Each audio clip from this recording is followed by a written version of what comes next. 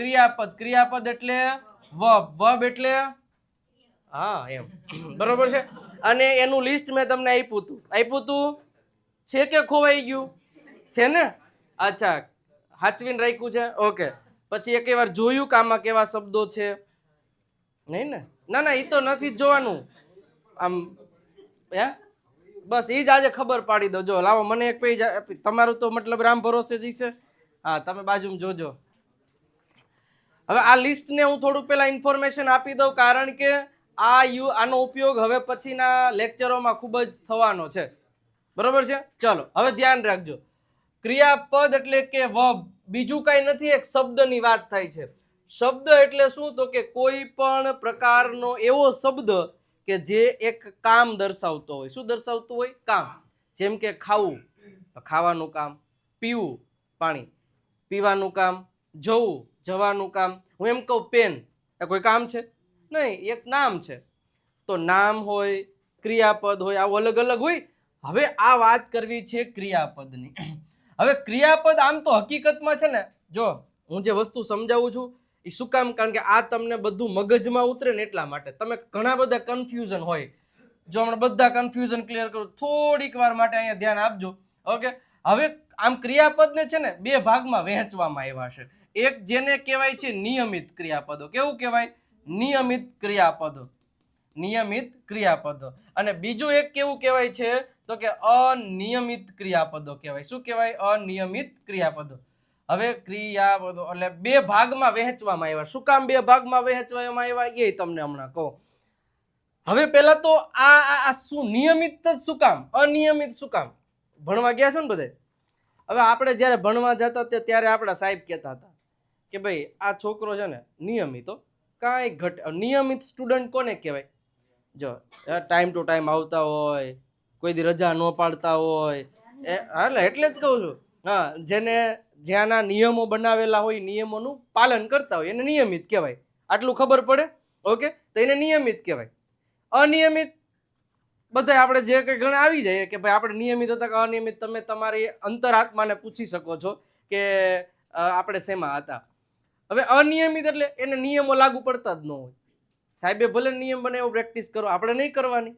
એ તો કીધા રાખે, એને ક્યાં કરવી છે એ તો કે, બરોબર? એવું થોડું કરવાનું હોય. એટલે આપણો નિયમ છે, પણ નિયમ પાલન કરતા હોય તો એને નિયમિત કહેવાય, નથી કરતા તો અનિયમિત કહેવાય. બસ, તો ક્રિયાપદોમાં એવું હોય. ઘણા બધા એવા ક્રિયાપદો છે કે જે નિયમોને પાલન કરે છે, નિયમોનું પાલન કરે છે.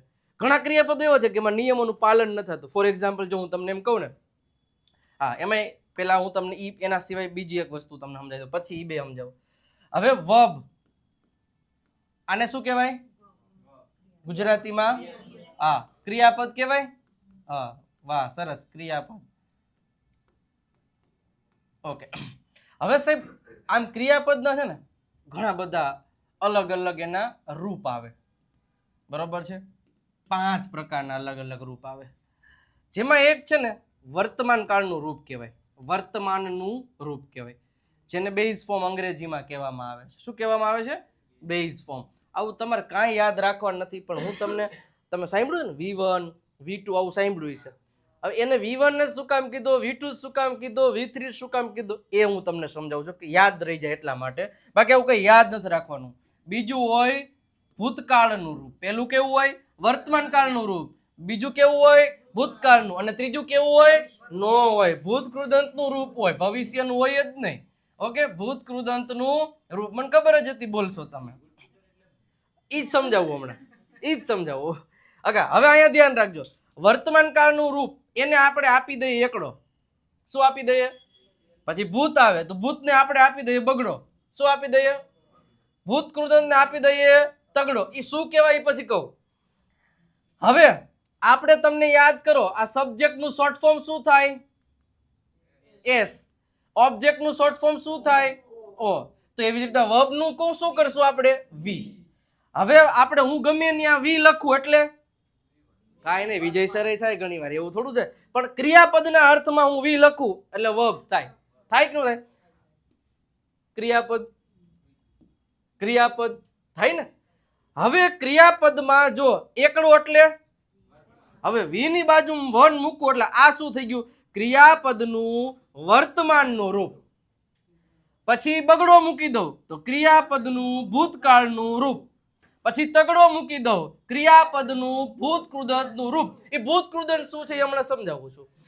તો પહેલા આ ત્રણ તમને ખબર હોવી જોઈએ કે V1 એટલે વર્તમાનનું, V2 એટલે ભૂતકાળનું અને V3 એટલે ભૂતકૃદંતનું રૂપ થાય. હવે એના સિવાય નહીં બે બીજા રૂપ આવે છે. એક છે V1 તો આવે જ, આ તો ખબર પડી ગઈ V1 એટલે ક્રિયાપદનું વર્તમાન કાળનું રૂપ. પણ એક S કે ES આવશે, એ આવશે ત્યારે હું સમજાવીશ. પછી એક આવે ક્રિયાપદનું મૂળ રૂપ તો આવે પણ એની પાછળ ING લાગે, એ આવશે ત્યારે સમજાવીશ. હા રેડી, ઓકે. અને આ હમણાં સમજાવું છું. હવે 5 આટલા પ્રકારના ક્રિયાપદોના રૂપ આવે. હવે તમને એમ થાય કે સાહેબ આવું કેમ? હવે ગુજરાતી આપણે એક શબ્દ જોજો, હું ગુજરાતીના 5 વાક્ય બોલું છું, શાંતિથી સમજજો. એક તો એમ છે કે હું ક્રિકેટ રમું છું. શું છે? હું ક્રિકેટ રમું છું. બીજું વાક્ય બોલું છું, હું ક્રિકેટ રમ્યો. જો તમારે પણ આવી જ રીતે સરળતાથી ગુજરાતીમાંથી અંગ્રેજી બેઝિક થી એડવાન્સ લેવલનું અંગ્રેજી શીખવું છે અને એકદમ કાઠિયાવાડી ભાષામાં, તો અત્યારે આપણો જે પ્રીમિયમ સ્પોકન ઇંગ્લિશ કોર્સ છે ને એમાં ઓફર ચાલુ છે, મોન્સૂન સ્પેશિયલ ઓફર 14 જુલાઈ સુધી છે. 6 મહિનાનો કોર્સ 2999 નહીં, ફક્ત 999. 12 મહિનાનો કોર્સ 4999 નહીં, ફક્ત 1499 રૂપિયા. અને ઓફર 14 જુલાઈ રાતના 12 વાગ્યા સુધી છે. સ્ક્રીન ઉપર નંબર અને બાકીની ડિટેલ આપેલી છે. સ્ક્રીન ઉપર નંબર આપેલા ઉપર કોલ કે મેસેજ કરીને પણ તમે આ કોર્સ પરચેસ કરી શકો છો. એ કોર્સમાં મેં ઓફલાઈનમાં જે ભણાવેલું છે ને એ જ બધા lecture step by step with material, with practice sheets અને સાથે સાથે લાઈવ ટેસ્ટ પણ આપેલી છે. તો મોકો મૂકતા નહીં, લઈ લેજો. ક્રિકેટ રમ્યો. શું થાય? ક્રિકેટ રમ્યો. હવે ત્રીજું ક્રિયાપદ બોલું છું કે ક્રિકેટ મેં રમી લીધું છે. શું છે? રમી લીધું છે. ઓકે, હજી હું એક વાક્ય બોલું કે હું ક્રિકેટ રમી રહ્યો છું. એકની એક ક્રિયા થાય છે કે નહીં? થાય છે એકની એક. પણ જો હું રમું છું એટલે આ રોજની વાત થઈ ગઈ. રમ્યો ભૂતકાળની વાત થઈ ગઈ ને. જેવું શબ્દ એક જ છે પણ આમ થોડુંક આડાહવડું કર્યું ને, એના કાના માત્ર ફેરવા ને તો એનો મિનિંગ બદલાઈ ગયો. રમી લીધું છે એટલે તમારે રમવાની ક્રિયા પૂરી થઈ ગઈ એવું ભાવ બતાવે. અને રમી રહ્યો છું મતલબ મારા હાથમાં બેટ છે, આમાંથી કોઈ બોલ ફેંકે છે, હું અત્યારે ક્રિયા કરી રહ્યો છું. રેડી? હવે V1 નું SK વાળું શું છે પછી સમજો. હવે રમું છું ને આ વર્તમાન. જો હવે જેમ ગુજરાતીમાં સ્પેલિંગ બદલે છે, જેમ ગુજરાતીમાં આ સ્પેલિંગ જ કહેવાય ને, રમું રસવા વાળું ઉ. રેડી? રમ્યો યો ને કાનો માત્ર ઓ ને આવું બધું એવું. રમી લીધું છે તો આખું ક્રિયાપદ બદલી ગયું. ગુજરાતીમાં સ્પેલિંગ બદલે તો બટ ઓબ્વિયસ ઇંગ્લિશમાં બદલવાના જ ને. હા, તો એ જ વસ્તુ છે કે ક્રિયાપદમાં PLAY એટલે થાય રમે છે. શું થાય? રમે છે. હવે એનું V2 થાય પ્લેડ. એટલે જો પાછળ ઈડી લગાડી દો ને એટલે ઈ ક્રિયાપદ કરી. આ રમે છે, આ થાય રમ્યો. અને જે ત્રીજું છે કે જ્યારે કોઈ પણ પ્રકારની ક્રિયા પૂરી થઈ ગઈ હોય ને ત્યારે V3 વાપરવામાં આવે, એને ભૂતકૃદંત કહેવામાં આવે છે. રેડી? ચલો, તો એનું આમાં થશે પ્લેડ. એટલે કે અહીંયા થશે રમી લીધું છે. પ્રશ્ન પાછો એક થાય, સાહેબ પ્લેડ પ્લેડ બે એકના એક, તો ક્યારેક રમ્યો ને ક્યારેક રમી લીધું છે, એવું કેમ થાય ને? પણ એની આગળ હજી એક શબ્દ આવશે એટલે અહીંયાથી ખબર પડી જશે. હા, પાસ્ટ ટેન્સ. આ પાસ્ટ ટેન્સ છે અને આમાં હેવ અને હેઝ છે એટલે ઈ આગળ આવશે એટલે એનો મીનિંગ બદલી જશે. એ તો હું તમને આગળ કહીશ. ઓકે, હવે આ V1 છે એનું મતલબ પ્લેઝ થશે. એટલે આ અને આ એ બે એક જ છે પણ એમાં 5 નિયમો યાદ રાખવાના એટલે તમને બી સમજાઈ જશે. અને એક છે પ્લેઇંગ. આવું તમે સાંભળ્યું હશે, સાંભળ્યું છે ને? બહુ સાંભળ્યું હોય ગુજરાતી હોય એટલે. તો એટલે કે રમી રહ્યો છે. તો જુઓ, જેમ અંગ્રેજીમાં સ્પેલિંગ બદલા, સોરી ગુજરાતીમાં, એમ અંગ્રેજીમાં સ્પેલિંગ બદલે 100%. નતર હું બધી પ્લે પ્લે પ્લે પ્લે જ કરું તો સામેવાળાને ખબર કેમ પડે કે આ રમે છે કે રમ્યો કે રમી લીધું છે કે રમી રહ્યો છે? એ કેવા હું માગે છે એ ખબર ક્યાંથી પડે? એ આ શબ્દો ઉપરથી ખબર પડે કે વ્યક્તિ અત્યારે ક્રિયા કેવું કરી રહ્યો છે. ક્લિયર થયું? એટલા માટે આ કરવા પડે. હવે તમે જેવું પેજ ખોલશો ને, હવે ખોલો પેજ, ખોલો. પેલું જો એક્સેપ્ટ લખ્યું છે, જોયું? એની બાજુમાં એનો ઉચ્ચાર છે કે એ મને વંચાય શું, એ ઉપર V1 ઉચ્ચાર અર્થ એનો મિનિંગ શું થાય, સ્વીકારવું. અને બાજુમાં લખ્યું છે ઈડી લગાડેલું છે, એક્સેપ્ટેડ છે. હા, એક્સેપ્ટેડ. અને એની બાજુમાં પાછું V3 આપ્યું છે એક્સેપ્ટેડ. તો તમને એમ થાય કે સર બે હરખા? હા થાય, બરોબર છે. હવે સમજો ઉપર જો લખ્યું છે કે રૂલ 1 એટલે કે નિયમ 1. હવે નિયમ 1 શું કે છે કે ક્રિયાપદને ઈડી લગાડવાથી બનતા ભૂતકાળ અને ભૂત કૃદંતના રૂપો. હવે હું નિયમ સમજાવું. પહેલા જો આટલું સમજી લેજો.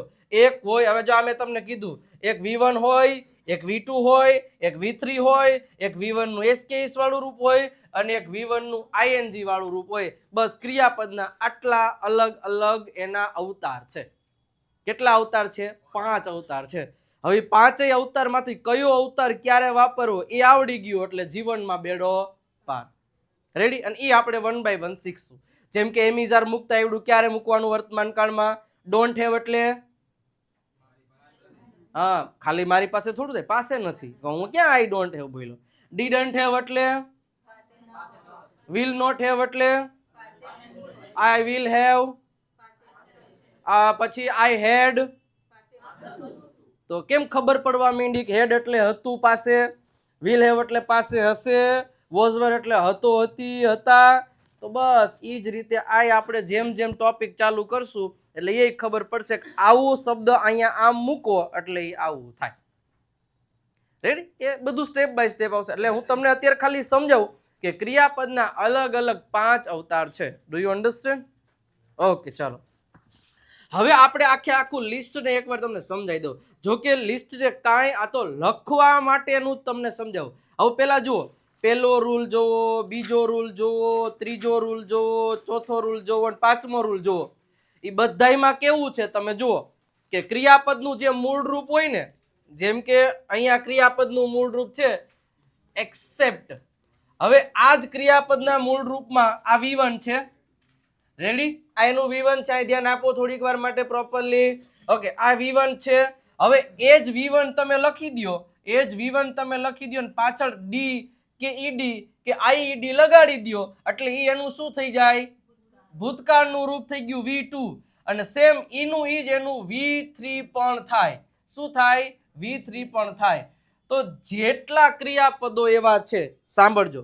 હવે હું ઓલું સમજાવું, નિયમિત અને અનિયમિત ક્રિયાપદ. તમે પહેલા જુઓ, એક પહેલા નિયમમાં જો એક્સેપ્ટ તો એક્સેપ્ટેડ, એક્સેપ્ટેડ, એડ તો એડેડ, એડેડ, અગ્રી તો અગ્રીડ, અગ્રીડ, અલાઉ તો અલાઉડ, અલાઉડ, આન્સર તો આન્સર્ડ, આન્સર્ડ. ગમે એ ક્રિયાપદ લઈ લો, પાછળ ઈડી લગાડી દીધો એટલે એનું V2 ને V3 થઈ ગયું. થઈ ગયું? નિયમ નંબર 2 કાઢો. નિયમ નંબર 2 એમ જ છે કે પાછળ બધાયમાં છેલ્લે ઈ આપ્યો છે, ખાલી એને ડી લગાડ્યો, બીજું કાંઈ નથી કર્યું. પેલું તમે આખો નિયમ જોશો ને તો એમાં છેલ્લે ઈ નથી આપ્યો, તો આપણે ઈડી આખું મૂકવાનું. હવે બીજો નિયમ એવો છે કે ઈ પોતે લઈને આવ્યો છે તો આપણે ખાલી ડી જ દેવાનો છે એટલે ઈડી થઈ ગયું. રેડી? પાછું 2 વાર એનો ઈ હોય ને પાછો આપણો ઈ દઈને ઈડી નથી લગાડવાનો, ઈડી થઈ જશે એટલે ખાલી ઈડી જ રાખવાનું. હવે ત્રીજો નિયમ જુઓ. હે, હવે એમાં તમે જુઓ ને ત્રીજો નિયમ થોડોક અલગ છે, એ સમજવા જેવું છે. સ્પેલિંગ નો નિયમ છે, એ સમજી લ્યો. હવે અહીંયા જો લખ્યું છે ADMIT. હવે તમે એમાં સ્પેલિંગ જોશો ને, આગળના 2 નિયમના સ્પેલિંગ જોને, આનો એડમિટ છે ને તો એમાં ડબલ ટી થયા, જો તમે પછી ડીડી લાગ્યો છે. બધાય શબ્દોમાં એવું છે. ત્રીજા નિયમમાં જો ડબલ જી પછી ઈડી લાગ્યું, કેન્સલમાં ડબલ એલ પછી ઈડી લાગ્યું, ચેટમાં ડબલ ટી પછી, જો બધાયમાં એવું છે, ડબલ થઈ ગયા. શું કામ થાય ને ક્યારે થાય? નિયમ સમજી લ્યો કે જ્યારે એમાં ડી કે ઈડી લગાડવાનો હોય અને છેલ્લો અક્ષર, ધ્યાન રાખજો, આ નોર્મલ છે, આ ક્રિયાપદનું મૂળ રૂપ છે, આ V1 નું રૂપ છે. પહેલા હું તમને એ તો કહી દઉં કે આ જે પહેલી લાઈન છે ને, આ પહેલી લાઈન એ V1 ની લાઈન છે, લખ્યું છે ઉપર. V2 એટલે ભૂતકાળનું રૂપ અને V3 એટલે ભૂત કૃદંતનું રૂપ. તમને એમ થાય છે સાહેબ SKS વાળું તો રાખ્યું નથી, પણ એના 5 જ નિયમ યાદ કરવાના, એ આમાં લખવાની જરૂર નથી. તો તમને એમ થાય સાહેબ તો પાછું ING વાળું લખ્યું ને, તો કે એના 3-4 નિયમ યાદ રાખવાના એટલે ઓટોમેટિક આવડી જાય, એ આમાં લખવાની જરૂર નથી. હવે આ ત્રીજો નિયમ જુઓ કે એમાં ડબલ શું કામ થયા ભાઈ? આમાં તો તમે એક્સેપ્ટ RT હતો તો આમાં તો એકનો એક જ છે, આમાં જ શું કામ ભાઈ? કે ટીલું લઈને આવ્યા છે? હા, લાવ્યા છે. જો છેલ્લો અક્ષર શું છે? સ્વર કે વ્યંજન? વ્યંજન. અંગ્રેજીમાં 5 સ્વર છે, A E I O U છે, ખબર છે? એના સિવાયના બાકીના બધાય વ્યંજન. આ છેલ્લો શું છે? એની આગળનો શું છે? સ્વર. એની આગળનો શું છે? વ્યંજન.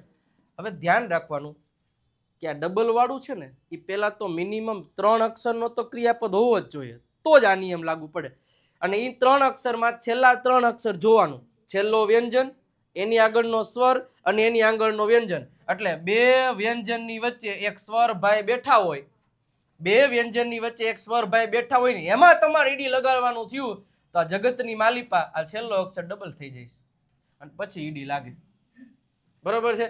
તો આ ધ્યાન રાખવાનું. એ ત્રીજા ને હવે તમને એમ થાય સાહેબ પહેલા નિયમમાં ન થાય, જોવો એક્સેપ્ટ છેલ્લો વ્યંજન એની આગળ તો રૂલ લાગુ પડે છે?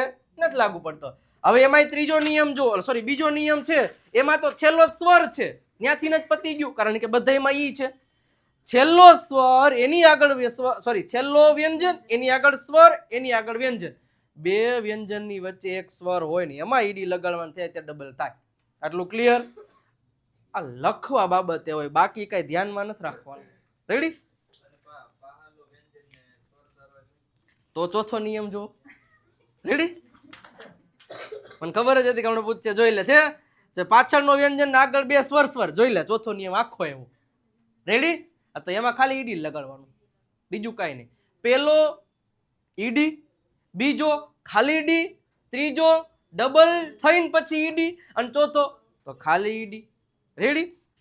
હવે પાંચમો, હવે અંગ્રેજીમાં છે ને સાહેબ આ વાય છે ને વાય એ બહુ વાયડો છે. કેવો છે? બહુ વાયડો. વાયના નિયમો એવા ફરશે ને કે એની કોઈ વાત જ જવા દો. હવે શું છે?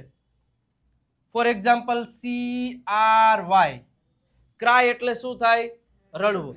હવે જો આમાં આપણે આવું લખીએ ને CRY પછી ઈડી લગાડી દઈએ ને તો આપણું ખોટું પડે. CRY હોય ને ખાલી ડી લગાડો તો આપણું ખોટું પડે. અરે CRY ડબલ કરો ને પછી ઈડી લગાડો તો આપણું ખોટું પડે. તો આપણું સાચું ક્યારે પડે? હાલો એ સમજાવો. એના માટેનો નિયમ છે. ક્રાય છે, છેલ્લો શું છે? વાય. જો વાય હાલે ને તો ભાઈ વાય એટલે એનું અલગ જ કંઈક છે, એ કેન્દ્ર શાસિત પ્રદેશમાં આવે, એના નિયમો અલગ જ હોય, એટલે ધ્યાન રાખવાનું. વાય એટલે વાય. રેડી? વાય એટલે વાય. એની આગળ શું છે? હા. અને વાય ને વ્યંજન છે ને કોઈ ભેળ્યું જ નહીં. બહુ બધા લોકોએ સમાધાન કરવા આવ્યા પણ કોઈ દી ભેળ્યું જ નહીં. હારાવને બાંધતા જ હોય ઈ બે ભેગા. એમાંય કોક એને ઘરે મહેમાન આવે ને એટલે હે ને એને ગમે જ નહીં. હવે સમજી લ્યો કે આ અત્યારે તો હાયરે રહે પણ એમાંય જો મહેમાન હાઈલા આવે છે ઈડી નામના ટીચક કરતા, હવે હાઈલા આવે છે ને બેન બાંધવાનું થાય ને બાંધવાનું થાય ને ભાઈ વાયનો મગજ જાય ને ઈ ભાઈ રિવોલ્વર એની પાયા જોઈને આને સીધો ગોળી મારી દે ને આને પતાઈ દે. શું પતાઈ દે? વાયને. અને એની પાડોશીમાં એક આય રહેતો હતો, એને આઈ લઈ આવે અને પછી આઈડી આવે એટલે સીધો એની હારે જોડાઈ દે. બરોબર? એટલે હંમેશા જ્યારે પણ જેટલા પણ શબ્દો હોય કે છેલ્લે વાય હોય અને વાયની પહેલા વ્યંજન હોય ત્યારે વ્યંજન છે ને એ વાયને ગોળી મારી દે અને આઈને બોલાવી લે અને પછી ઈડીનું સ્વાગત કરે છે. રેડી? એટલે જોઈ લ્યો પાંચમો નિયમ આખો. પણ ઘણા સ્વર એવા છે કે જેને વાય હારે ભળે છે, ઘણા સ્વર એવા છે કે જેને વાય હારે ભળે છે. તો જુઓ એવો એક તમને ક્રિયાપદ તમને એવો બતાવી દઉં. સોરી એ આમાં નહીં, પાંચમા નિયમ એના પછીનો નિયમમાં.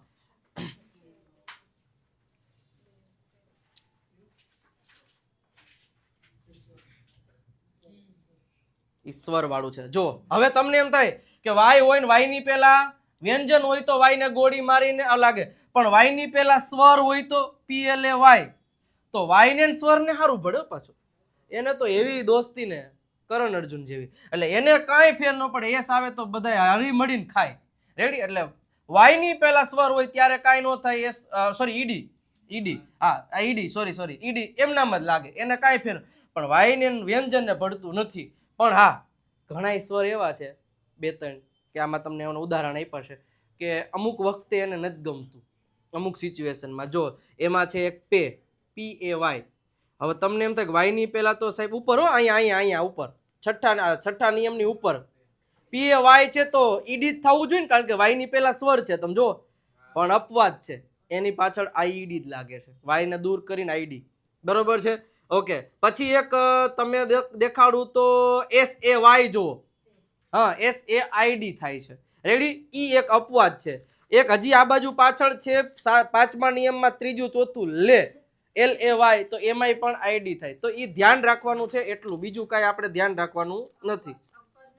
અપવાદનો કોઈ નિયમ જ નથી, એ તમારે સ્વીકારવા પડે. રેડી? અને હવે જુઓ, સાતમા નિયમથી એવા ક્રિયાપદો છે કે જેવા આપણે સ્કૂલમાં હતા, મતલબ કે અનિયમિત, અને જેવા આપણે ઘણી વાર અહીંયા છીએ, નથી પ્રેક્ટિસ કરતા ને. હા, હવે તમને એમ થાય, ઘણા લોકો એવું કરશે કે ભાઈ માની લ્યો કે BUY હોય, બાય, આ V1 છે તો કઈ BUY બાઇડ નો કરાય આને. તો સાતમા નિયમથી જેટલા પણ ક્રિયાપદ છે ને, જો અવેક તો અવોક થયું, અવેક્ડ નો થયું. રેડી? બાઇન્ડ તો બોન્ડ થયું. રેડી? તો કે બાઇન્ડેડ નો થયું. તો એવા સાતમો નિયમ જુઓ, તો સાતમો નિયમમાં કેવું ખબર છે? V1 અલગ પણ V2 અને V3 સરખા. જો V2 અત્યાર સુધી એવું જ હતું બધાયમાં, V2 V3 સરખા જ છે, પણ સૌથી મારો પ્રિય એવો હોય ને તો આઠમો. હો ભાઈ, તમે જુઓ, V1 એ અલગ, V2 એ અલગ અને V3 એ અલગ. તમને એમ થાય કે તો આને યાદ કેમ રાખવાના? તો કે પાકા કરીને, એનો બીજો કોઈ ઉપાય નથી. રેડી? એને તમારે બીજો કોઈ ઉપાય છે નહીં. રેડી? એટલે આને જેમ સાદો ભૂતકાળ આવશે ને ત્યારે તમને આ વર્બનું લિસ્ટ થોડુંક વધારે હેલું લાગવા માંડશે.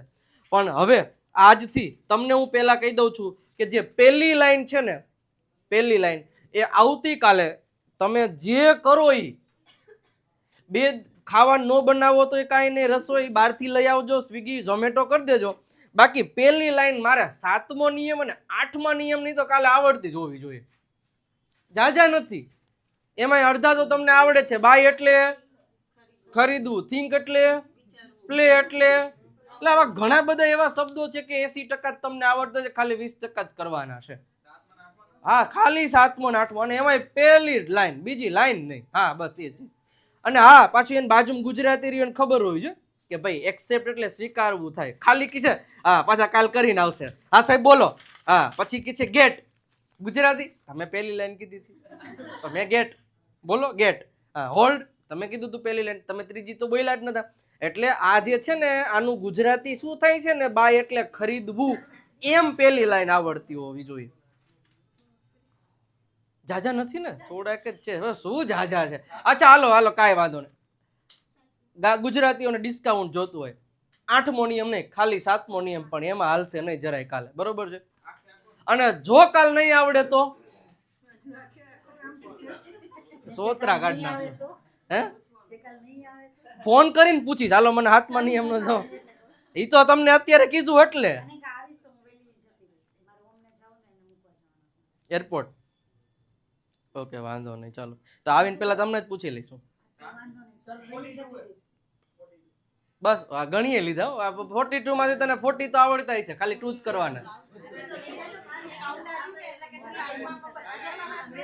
હજી કોણ કે, હું કોણ કે સાતમામાં બધાય કરવાના? હે ભાઈ, એમ નહીં, સાતમામાં બધાય કરવાના એવું કોણ બોલ્યું? હા ભાઈ, આઠમું આખો કાઢી દીધું, સાતમો તો આખો જ કરવાનો ને. હવે આખો એટલે અહીંથી ચાલુ કરવાનું અને અહીંયા પૂરું કરવાનું, એને આખો નહીં, આટલું આટલું આટલું એમ એમ એમ, એમાં કાંઈ નહીં. પહેલી જ લાઈન, પહેલી જ લાઈન. હે, જુઓ, જો તમને કેટલા આવડે છે ખબર છે? કેટલાય આવડે છે આમાં. હા, ફાઇટ એટલે બાધું આવડે જ છે. ઓકે, મેક એટલે આવડે જ છે. વિન એટલે હા, પછી સેલ એટલે વેચવું, પછી સીટ એટલે સ્લીપ એટલે ટીચ એટલે થિંક એટલે ટેલ એટલે હા, હવે કરવાના છે અહીંથી, આ મતલબ અહીંથી કરવાના. ટેલ એટલે કહેવું થાય. રેડી? અચ્છા, ઈ નામ છે, આ ક્રિયાપદ છે. હા હા હા.